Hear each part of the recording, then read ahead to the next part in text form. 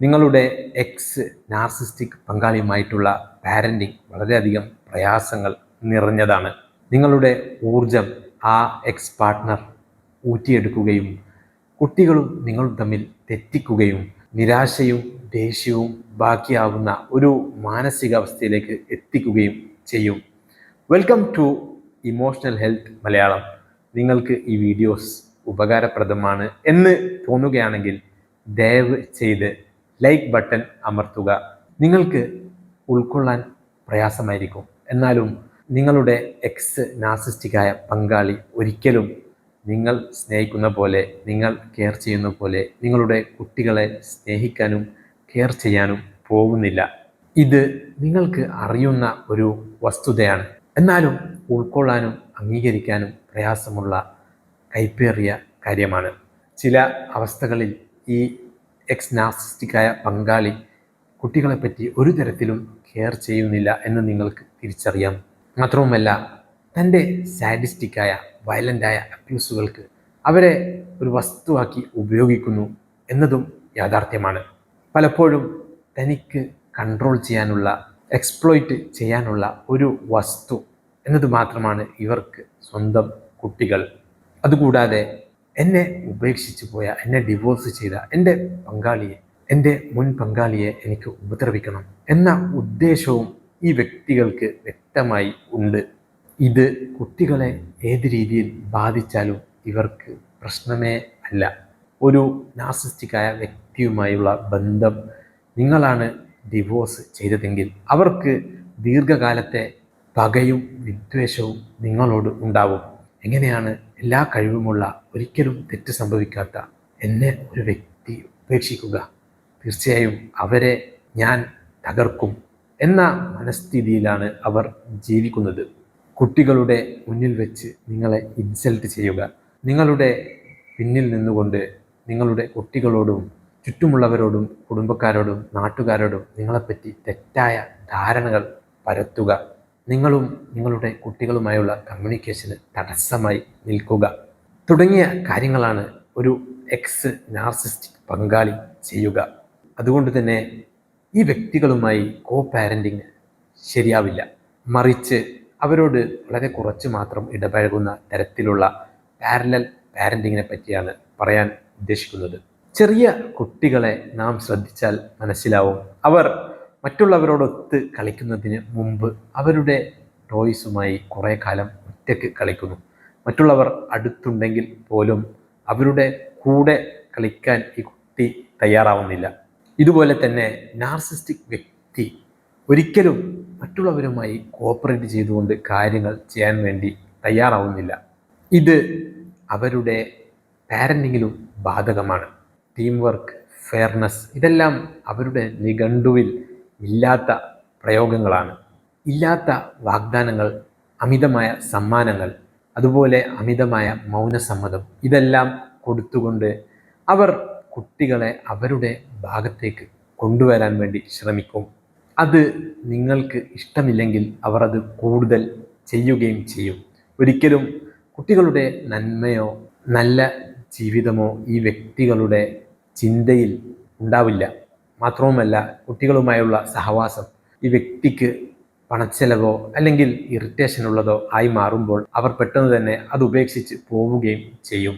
ഇങ്ങനെ ഒരു narcissistic X പാർട്ട്ണറിൻ്റെ കൂടെ നിങ്ങളുടെ കുട്ടികളുടെ കസ്റ്റഡി ഷെയർ ചെയ്യുമ്പോൾ സാധാരണഗതിയിൽ ഉണ്ടാവുന്ന ആശയവിനിമയം അല്ല ഉണ്ടാവേണ്ടത്.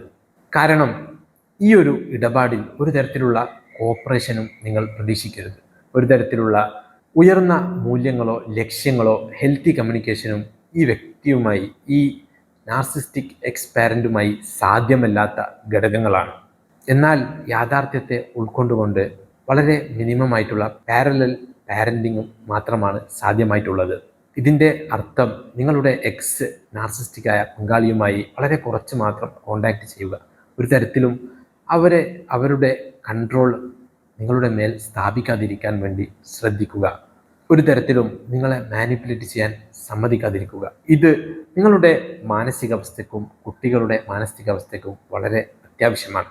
അപ്പോൾ ഒരു നാർസിസ്റ്റിക് എക്സിൻ്റെ കൂടെ പാരലൽ പാരൻറ്റിങ്ങിൽ എന്തൊക്കെ ചെയ്യണം? ഒരു റെഗുലർ വിസിറ്റിംഗ് ഷെഡ്യൂൾ ഉണ്ടാക്കുകയും അതിനോട് നീതി പുലർത്തുന്ന തരത്തിൽ അത് മുന്നോട്ട് കൊണ്ടുപോവുകയും ചെയ്യണം. വളരെ അത്യാവശ്യ കാര്യങ്ങൾക്കല്ലാതെ ഈ വ്യക്തിയെ കോണ്ടാക്റ്റ് ചെയ്യാൻ പാടില്ല. നിങ്ങളുടെ നാർസിസ്റ്റിക് പങ്കാളിയുമായി വളരെ സ്ട്രോങ് ആയിട്ടുള്ള ബൗണ്ടറീസ് കീപ്പ് ചെയ്യാൻ വേണ്ടി തയ്യാറാവണം. നിങ്ങളുടെ ഫീലിങ്സ് ഈ വ്യക്തിയുമായി ഒരിക്കലും പങ്കുവെക്കരുത്. നിങ്ങളെ പ്രകോപിപ്പിക്കാനുള്ള ശ്രമങ്ങൾ തിരിച്ചറിയാനും അതിനോട് പ്രതികരിക്കാതിരിക്കുകയും ചെയ്യണം. ചെറിയ ചെറിയ കാര്യങ്ങളിൽ അവരോട് തർക്കിക്കാതിരിക്കുക. അവരത് ആഗ്രഹിക്കുന്ന കാര്യമാണ്.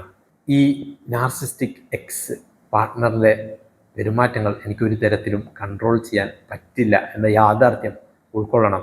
സ്വന്തം പാരൻറ്റിങ് സ്കിൽസ് വർദ്ധിപ്പിക്കുകയും സ്വയം ഒരു പാരൻ്റ് എന്ന നിലയിൽ ആത്മവിശ്വാസം ഉണ്ടാവുകയും ചെയ്യണം. കുട്ടികളുടെ പ്രായത്തിനനുസരിച്ച് അവരോട് സത്യസന്ധത പുലർത്താൻ ഒരു പാരൻ്റ് എന്ന നിലയ്ക്ക് നിങ്ങൾക്ക് സാധിക്കണം. ചുറ്റുമുള്ള സുഹൃത്തുക്കളിൽ നിന്നും ഫാമിലിയിൽ നിന്നും ഈ ഒരു പാരൻറ്റിങ്ങിൽ സപ്പോർട്ട് തേടാനും അത് സ്വീകരിക്കാനും മടിക്കരുത്.